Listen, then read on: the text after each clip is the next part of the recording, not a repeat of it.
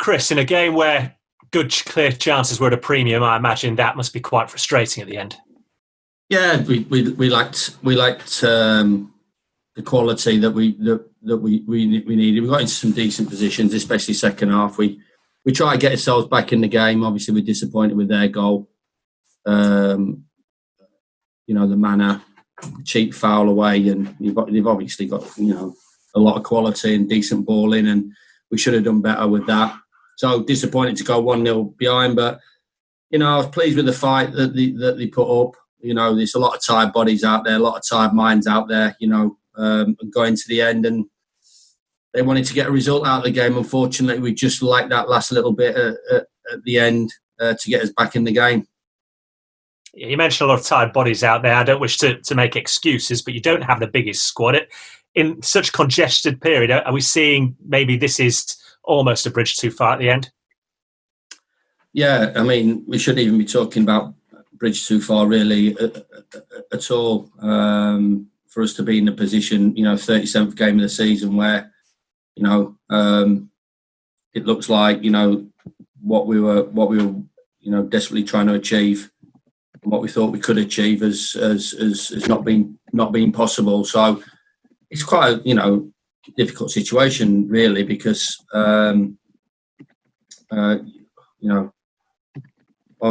reflection, we've lost a game of football that I think we deserve something from. We're playing a big team in this division with a fantastic, fabulous manager and a lot of quality that you're up against, and there's nothing really in the game.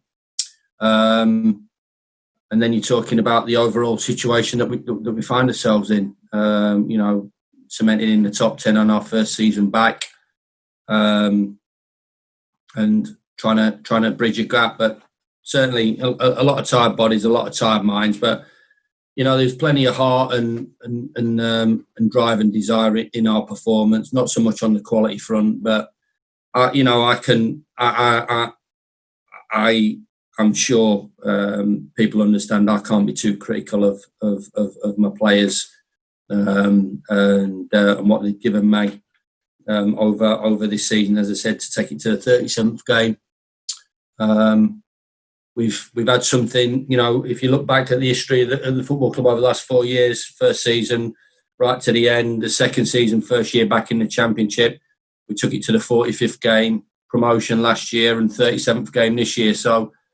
They've had a good run at it. I'm just from my point of view, and I should imagine 30,000 Sheffield United fans' point of view, I'm just really disappointed that they weren't in the ground tonight, because I think regardless of the result, I think they would have shown their appreciation to a group of players that have given absolutely everything for their football club.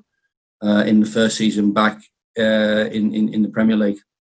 Yeah, you've used the word disappointed there a couple of times. How much can you take from the fact that the reason you keep using that word is because you guys as a unit have set that benchmark so much higher than the expectations were outside of the club at the start of this season?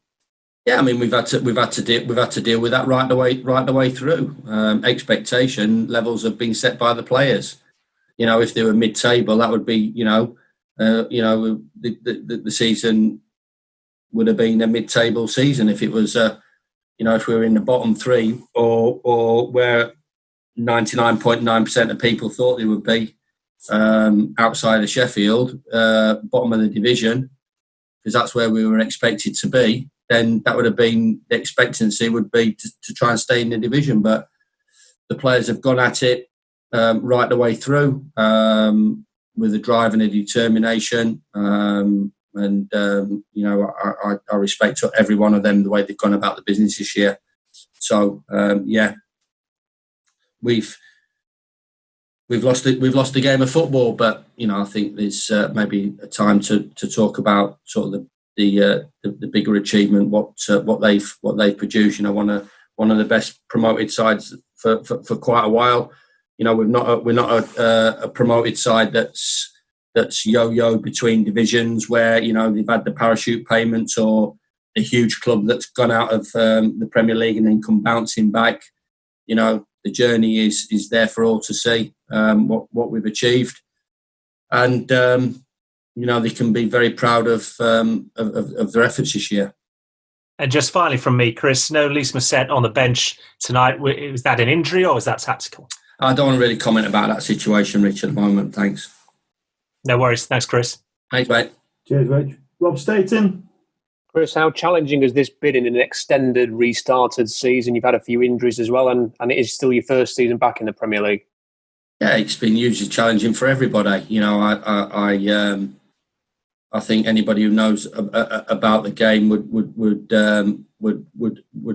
agree that maybe it's not suited us in the way that it's suited a lot of teams, with the momentum that we had, with the backing that we had from the crowd, home and away, and the momentum that we had in our game. But even then, you look at it and go, coming back at the early part of restart, we struggled to get going, and then we've had some fabulous victories and results. So I think over this period, so the 9 games, that would have equated to about 48, 49 points would have been enough to stay in the division.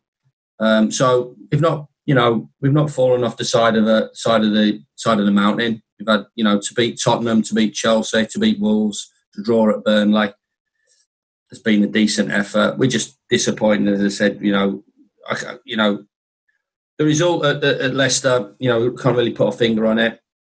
Tonight was just one, and we've just lacked a little bit of energy, and maybe that sort of affected our quality in the final third at crucial moments. But I still think it was, in my opinion, enough for us to get a result, but it wasn't to be, and that's the case tonight. How difficult is it going to be to bridge the gap? To bridge the gap to what? To some of the other teams, perhaps without the big money and the financial clout that some of the other clubs have in this league. Well, it's a huge challenge. It's been a huge challenge this season, so it's not going to go away. Nobody is automatically going to put £200 million into our bank account and take 150, £200 million out of the top 10 of the division. So we have to regroup. We're going to have to try and recruit sensibly with what we've got. We need better players in the building. We need more competition.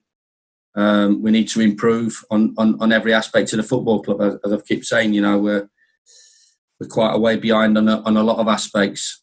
The football club, the football team's ahead of the football club in a lot of ways, and it's important the football club catch up the football team as much as they possibly can do, and I'm sure the owners will try to do that in the best way. Thank you, Chris. Cheers, Rob. Arif. Hi, Chris. Hey, Arif. How disappointing or frustrating was it that the team didn't work Pickford as much as you'd like, with no shots on target? Yeah, disappointed.